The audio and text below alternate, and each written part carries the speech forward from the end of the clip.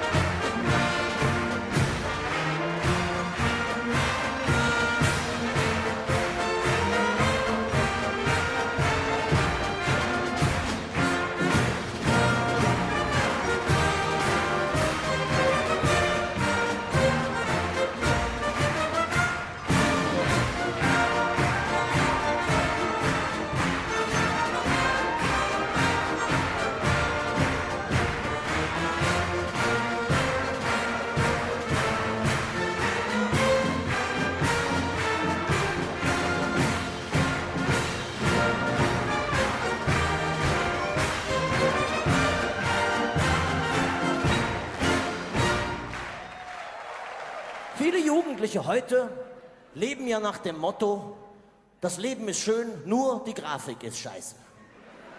Wir möchten heute beweisen, dass analog immer noch besser ist als digital und haben ein paar Heimatweisen vorbereitet, um das genau zu zeigen. Also Heimatmusik mal anders. Viel Spaß. Los jedet. Wir sind cool, wir sind hip, denn wir sind ein Tambourcoop. Jeder kann die Trommel spielen. Wir sind cool, komm mach mit, hier bei uns im Tambourcoop. Geiler Rhythmus mit ganz vielen. Da da da Tambourcoop, da da Tambourcoop. Da da da Tambourcoop, da da Tambourcoop.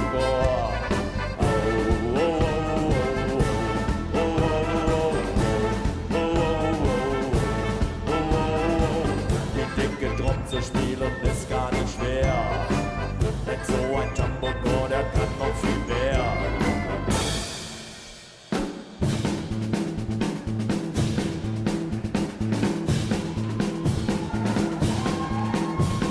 Hey, Kalala, der Beat der dicken Drum ist ziemlich scharf. Der Groove pulsiert im Takt, weil uns der Rhythmus immer wieder packt. Hey, der Saal vibriert, das Blut in unseren Körpern explodiert. Mein Herz steht für die dicke Drum. Mein Herz steht für die dicke Drum.